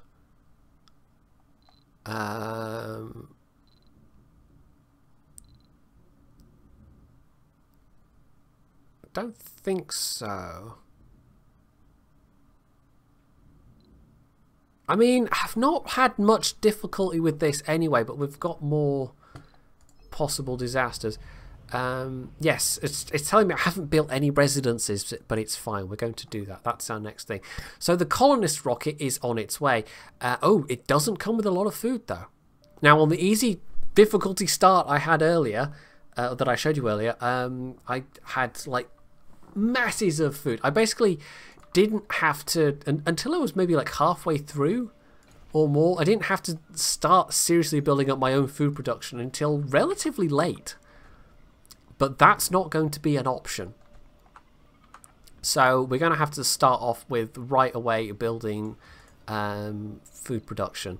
So Where are we? Homes. So we're going to start off with only a couple of things available, but you do eventually get more. So each of these will... it doesn't tell us at the moment. It might tell us there. It's like 14. Yeah, 14 people. So we'll actually build 2 of those. So we've got room for expansion in terms of colonists breeding. And at the moment, this stuff's all just costing me concrete, I think. What are our resources like? 171. 71 metals. No rare metals, that's fine. Well, that's still being fueled for the next... Okay, for the next journey. We'll be able to start exporting rare metals at some point relatively soon, because we're not going to be making electronics yet. But yeah, we need... Let's have a look, see. We need... okay, I'm trying to remember, or trying to think what the priorities are. I guess we'll go with security, which is like, I mean, it's security, but it's also, you know, they're your sort of general disaster response workers as well. We're going to go with the diner, because they need somewhere to get food from. You know, you can have a source of food, but if they don't have somewhere where they can go and buy the food, then that's a bit of a problem. Or somewhere they can go and eat the food. Or alternatively, you can have the grocer, where they will go and get food from, and then, I don't know, make it in their own homes, I guess. So you need to have an intermediary building in terms of getting food to your people. And then we want an infirmary. So they'll go there for checkups, basically, if they get unhealthy, because that's one of the things you have to look out for.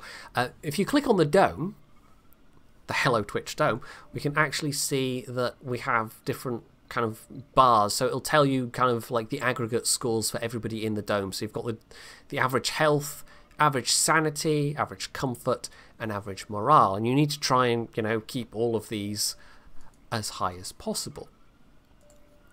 So, how are we doing for power generation at the moment? Are we going to have at least a full battery? We're still losing power overnight, but that's fine. Having the Stirling generator is quite useful. I don't think environmentalist is a thing, but I don't know. I mean, modders will add all kinds of things. I imagine that'll be one of the easier things to add is different traits.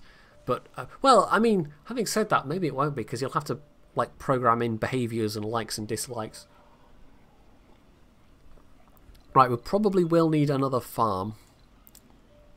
We'll actually get 2 farms on the go. I don't know why I'm rotating it. It basically looks the same from all directions. And what other buildings? We can actually just squeeze in. Like, you can have 3 of the smaller buildings. And building stuff is really easy in this game. You just, like, middle mouse button to rotate. Or there's probably a keyboard shortcut for it as well. But you just plonk stuff down and it all snaps in, basically. Sector scanned. So, yeah, there's always, if you put down 3 of the smaller buildings, there's always room for a little building, so you can put down one of these little ones. You can also put down lights. I don't know why. I think these are purely just for the look of it, because they don't have any kind of functional benefit. They just eat a tiny bit of power, give some external lighting. So, the Glitterhoof 1 is on its way. And then we'll end up with both rockets just sat here waiting to be refueled. So that's going to take a little while. Doing right for concrete. Right, this is run out though, so we have to recover this building.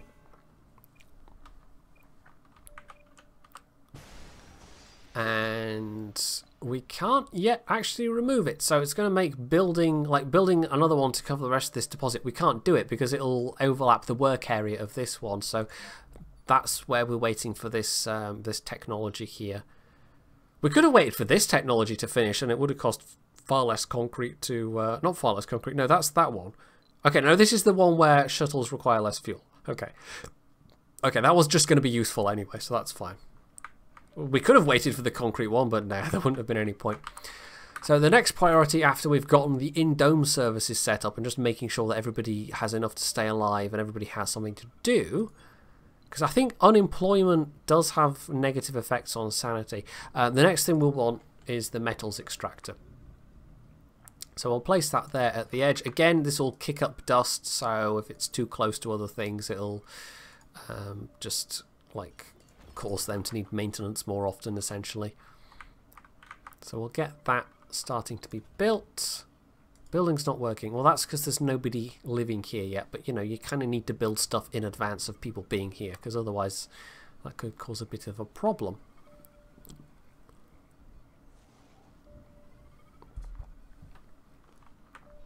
We can go back and fast forward at this point. Yeah, I don't know why I'm just letting it sit there on normal speed. It's a bit pointless.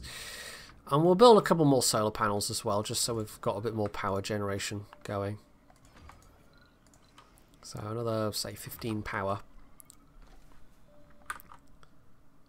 Could ideally do with another power accumulator as well, but I don't think we have the resources for that. Yeah, we're down to, again, 13 polymers. So this is going to take a while. This is really going to take a while. Because we'll need to buy the prefabs.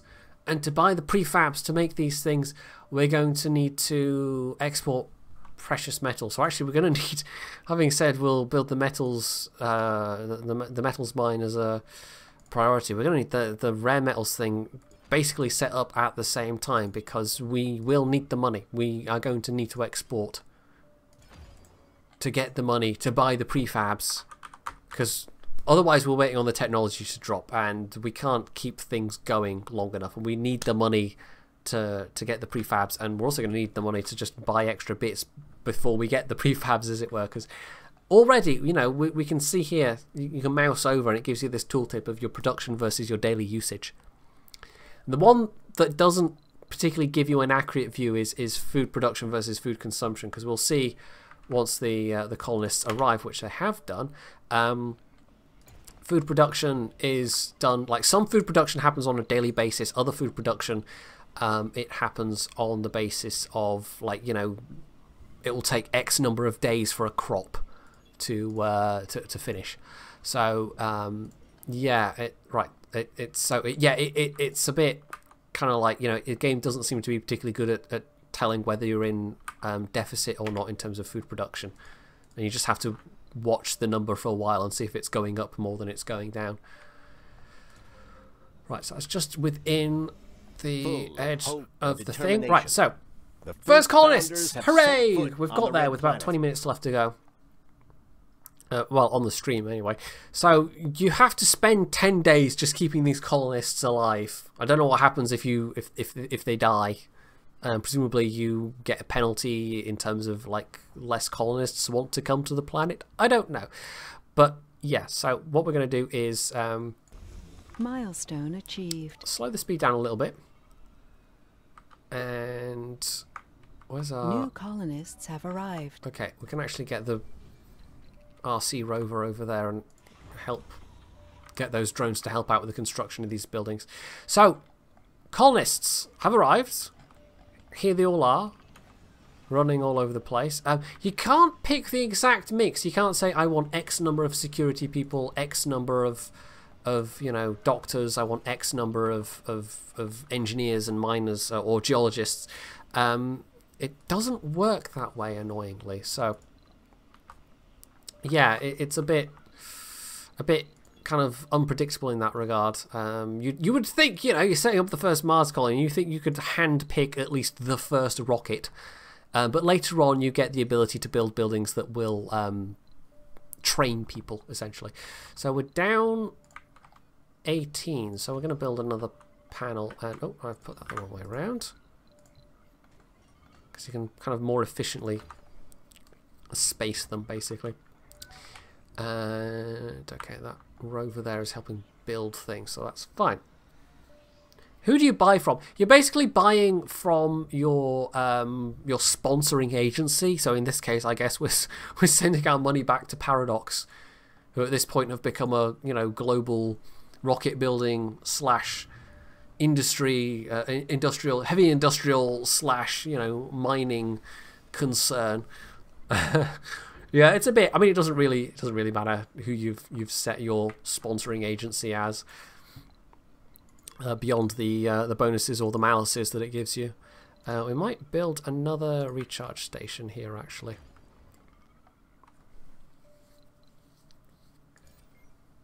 Okay, so we are with... Okay, so with the colonists we've got, we're using a bit more water. So we had a slight water surplus. Is it still just only... Yeah, so there, it does go up. 2.2, food 2.6. We're producing every 4 days. But you can actually change what crops you want. So we can have a crop that happens every day but gives a low yield. So basically, the ones that take longer give you a better... like bang for your buck. They're more efficient, but there might be times when you want less efficient crops just to make sure that you've got at least some regular food coming in. Right, at the moment though, everything's going to be stretched a bit thin. What we're going to do is we're going to close down that work shift there, so we don't have any security personnel working overnight, and that shouldn't be a problem.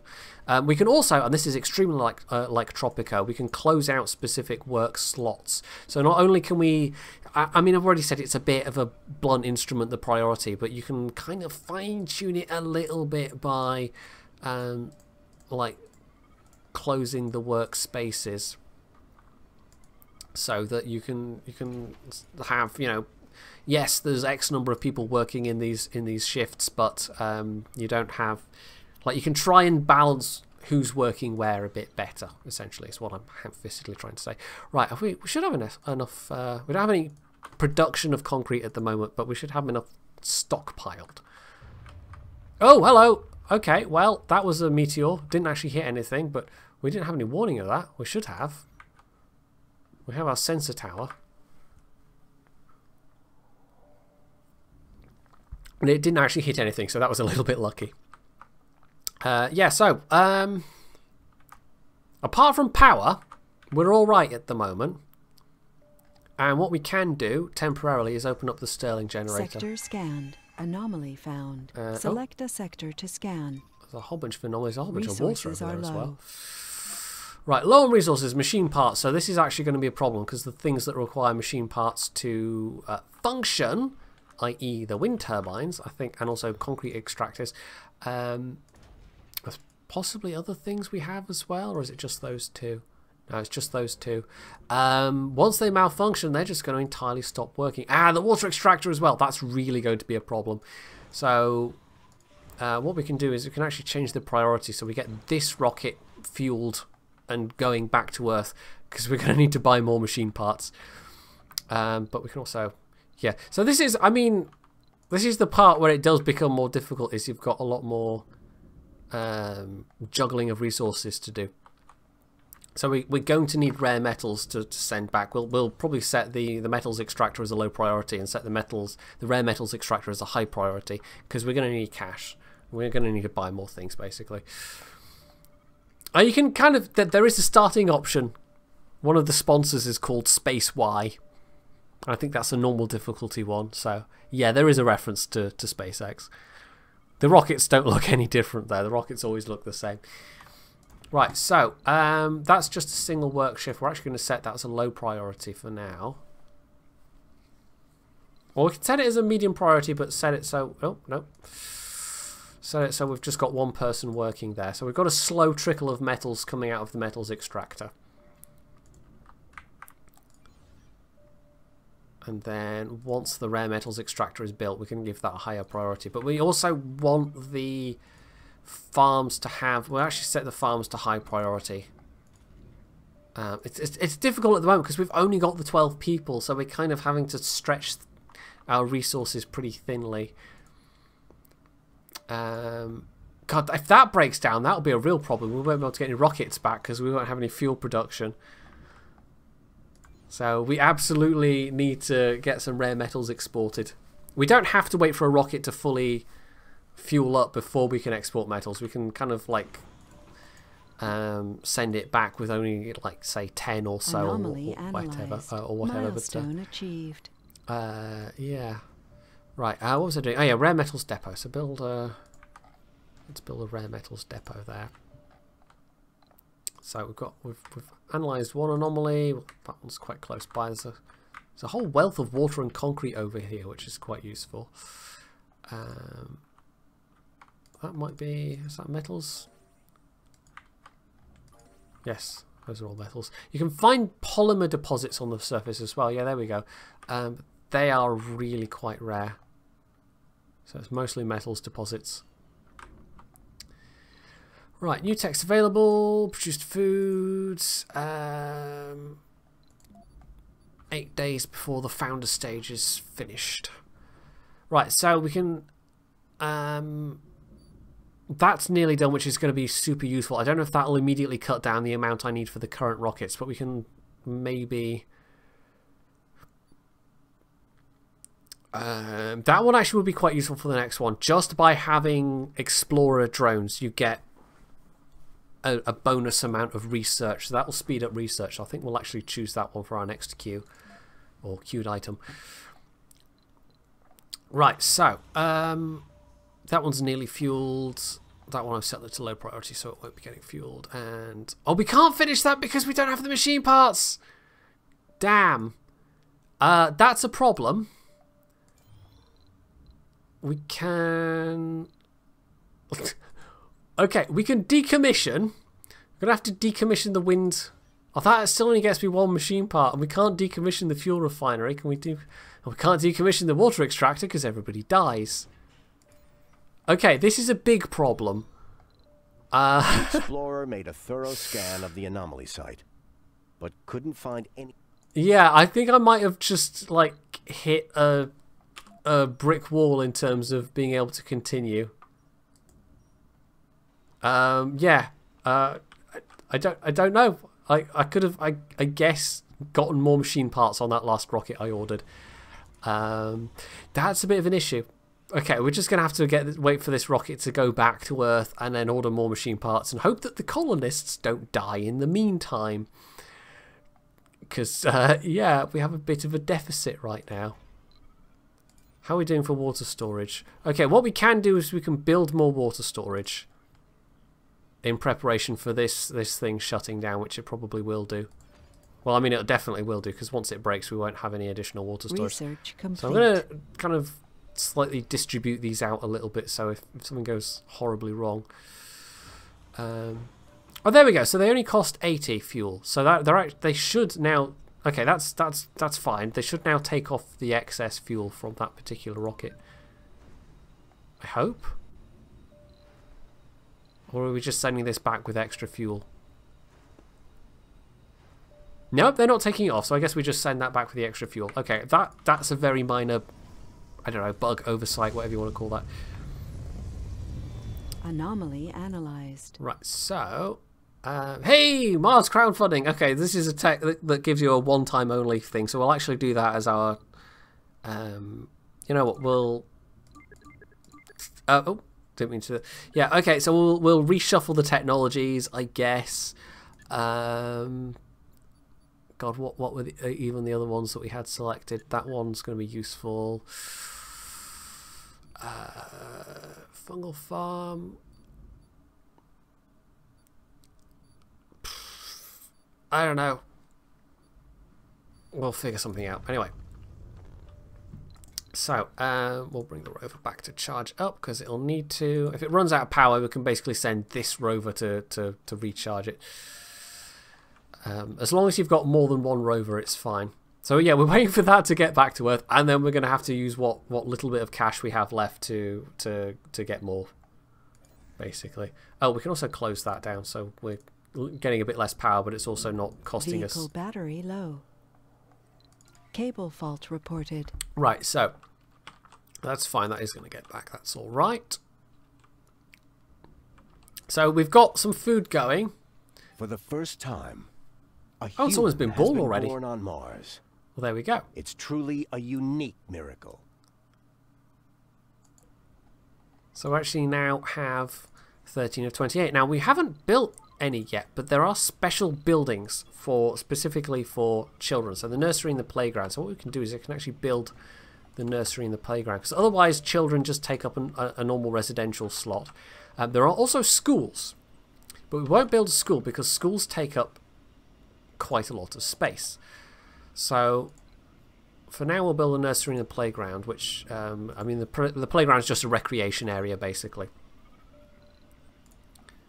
We'll build a little garden there, which will slightly, like, people can go and visit the little garden, and it'll be all nice and, you know. One of the ways in which you have to juggle things a bit early on with the small domes is you have to really be thinking carefully about how much residential space versus how much, you know, how many work buildings are in there, which work buildings, and it can be a bit difficult juggling it at first. But once you get the bigger domes, you don't have to specialize quite as much. You do also, however, get special, I mean, we can't actually build any yet, but this is the first one that's available, special so-called spire buildings. So you get buildings that will sit in this central spot. So there's extra stuff later on, so it's not just, like, including a residential building, which actually has a fair number of spaces available. So it's not just these spaces here. There's this central spot here that we can't build anything in yet. Right, so, yeah, we're just waiting for the rocket to head back. That hasn't broken down yet, but yeah, we can't... we can produce metals, but we can't do much more than that. So we need machine parts. I don't think we've got enough for any of the prefabs, but we might do. Scanned. I think machine parts, the machine part factory, that could be something we could build in that wedge there, that wedge section. Dust storm approaching. Pretty sure machine part factories just use metal, so we could actually build a machine part factory. But the thing is that then are low. Is a bit of a problem in terms of have we got unemployed people. I have one unemployed person at the moment, so we'll actually, I guess, open up a work slot there. Anyway, what was I saying? Machine parts factory. Yeah, so we won't be able to build any more residences right away, but anyway, that shouldn't be too much of a problem. We're going to need another concrete extractor soon as well. We're starting to run a bit low on the reserve there, but I need to remove this, or else, I mean, I guess we could just, actually, having said that, we don't need to. We could just check that's within the build area. Yes, it would be nice when you're building stuff to just know whether it's within the build area or not. Oh no, we need machine parts. That's why we can't build it now. I mean, we can set it down and it'll attempt to, you know, bring as much as it can there. So once we've got machine parts arriving, we'll be able to actually have it just kind of quickly construct. But yeah, at the moment all it can do is bring over the metal that's needed. So we don't have anybody unemployed. I mean, it gives you, like, if there's any problems with your colonists, these buttons light up, basically. That's the quick way of telling. Right, so the rocket's arrived at Earth. I'm still in the habit, I don't need to be, but I'm still in that habit of just pausing when I don't need to. So what we could do is we could just buy machine parts, but we could also buy machine parts factory prefab. Right? It gobbles up a lot of the funding. So we'll buy... Okay, polymers are relatively inexpensive. We're gonna have to. We're gonna try making our own machine parts. Right, that zeroes out the funding, unfortunately, but we're going to go with that. We're going to launch that rocket, and that will come back, and then we'll actually be able to finish building that. Then, okay, so that's fine. Crisis averted. We'll get past the bottleneck. We are. Oh yeah, the dust storm's hit. Well, hopefully we've got enough storage. We should do. What was I saying? Yeah, we're going to be getting some money in, basically, and we're going to be making our own machine parts. And you're slowly working towards making your own stuff. The extraction is relatively easy, but making your own stuff, that takes a bit more, you know, work. And it'll, at the point where we're starting to want electronics, making our own electronics and polymers, that's basically going to require a separate dome. Or electronics certainly will. Polymers, the polymer factory is an out dome building, so... we could theoretically build it in the radius of this dome, but we might not have enough workers. And the crisis, I mean, the dust storm wasn't really that big of a...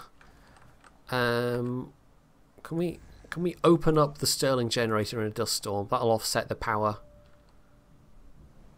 being low to some extent, but part of it is this wind turbine stopped working because we don't have any machine parts. So certain buildings are not working, but this is why you have lots of storage. You basically build yourself loads of storage. Storage is cheap. Storage gives you a nice cushion in case something goes wrong. I haven't said lots of storage. We don't have lots of storage, but we've got some storage buildings. You just want enough to get you through, basically. So that's we can actually close the Stirling generator again now. We've still got a slight power deficit, but that's not it's not anything too much to worry about. We'll maybe build another couple of solar panels. Solar panels are very much an early game power source. I think once you get past a certain point, you kind of either start building a lot more windmills on high elevations, or that you later on get more advanced power sources like nuclear reactors. And I'm trying to think what else. I'm sure there's like a fusion reactor that you can build as a special project. I think that's it, actually. There's no... Well, unless there's some technology that gets you, like, thermal heat from the mohole, or I don't even know. There's actually not that many ways of getting electricity. So, yeah. Anyway, the dust storm's going to be passing soon. We are making a surplus of food. That's fine. And there might even be... Sector scanned. Enough... Now we'll just stick with the wheatgrass. I mean, there's various things that give you various options, because growing stuff in the domes actually produces oxygen. So these don't give a particularly high yield, but they require less water, and there's stuff like this, basically. So you can fine tune it a bit, but at the moment we'll just go with like a bit of daily production, and then like, you know, every 4 days we get a big crop. And that's enough for now. Mystery and wonder.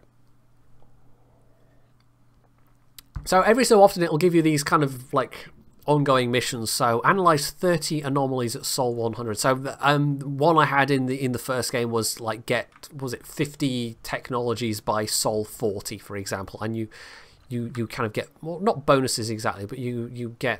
I think the positive result, if you manage a positive result, means that you essentially get more colonists available. People are more amenable to coming and staying on this new planet. Right, we'll set those sectors up. Right, how are we doing? We need... we're going to have to open up the... okay, we'll open that up. We're still losing some power, but not too much. We can do things like we can actually set the fuel refinery to a lower priority, although the fuel refinery has now stopped working. So we're just waiting for the dust storm to pass so we can land the rocket, build the factory, start to produce our own machine parts, repair the things, and there we go. So let's just land this in the same place. That's fine. We have used up all of our funding though, but we've got, you know, we've got this one-time crowdfunding technology, but there is, I think it must be one of the guaranteed ones. There is a technology, and it's a relatively early one as well. It's like here or here, maybe, where it's a repeatable technology. You get like 500,000 funding. So once you get past a certain point, it's kind of impossible to run out of money on a long-term basis. Is a sol a day. It's 24 hours is a day on Earth. On Mars it's 25 and like 14 minutes or something like that. So it's very slightly longer than an Earth day. Although I will say the rate at which your colonists live and die seems to be massively accelerated. So the first game I showed you, in fact, we'll save this, and it might, if I mouse over it and the load thing, Sol 331. So I don't, that's approaching, it's either near a Martian year or it's over a Martian. I don't know. I think that's getting towards being a year, basically. I've already had, at that point, I think we're on like the 3rd generation. So even though a sol is only 25 hours, in terms of your colonist like lifespan, they're basically mayflies. They do not seem to live very long at all. Either that, or it's basically like, you know, they've done a funky thing with the time. Essentially, you know, it's even though it's a day within the context of the day-night cycle, in fact, it represents more like, you know, a month of Earth time or something like that, in terms of the lifespan of the colonists. So your colonists basically live in dog years or something like that. Anyway, so yeah, this should be enough to, like, once they unload all the parts, they'll repair things, we'll to build a factory, and then we'll wrap up the stream there, because we're actually just about at the 2-hour mark. And this seems like a good place to leave off. I'll probably revisit this. I think I'll do the next stream as just a, you know, next time I do stream, it'll be a warship stream, but we will come back to Surviving Mars, definitely. But we've definitely hit this early game thing of, like, too many jobs, not enough colonists, so we're having to, like, severely prioritize. So we'll tell it we want 1 colonist in there. Cable fault reported. And Pipe then leak reported. We'll get a small trickle of machine parts. But the problem with this is it itself needs electronics. So that'll be the next thing, is setting up another dome, getting some electronics production going, trying to get more funding coming in, and yeah, it's just going to be a lot slower to get everything set up, basically. But that's fine. Right, so yeah, I'll just resave it, having already saved it very recently, and go back to the menu, and we will wrap up the stream there, I think, because that's a good length of time for playing this. It's not going to be too long for somebody to sit down and watch the VOD on YouTube. So yeah, that's Surviving Mars. It's all right, but as I said, just to repeat myself, I would not pre-order this. Wait for the reviews to come out, see what you think at that point, because we're not really allowed to talk about it at this stage. But there's certainly going to be a lot of content popping up on YouTube where people are playing it, because today was the embargo day, so yeah, suddenly everybody can get their videos up. So yeah, thank you all those who did tune in, and the cheers and the resubs and the subscribers. If there's any part you missed, you can go and watch the VOD on YouTube. It'll go up there. And as I say, yeah, we'll probably play this on stream again at some point and see how we get on with the Paradox Colony. So, yeah, wherever you are, have a good evening, and I shall see you next time.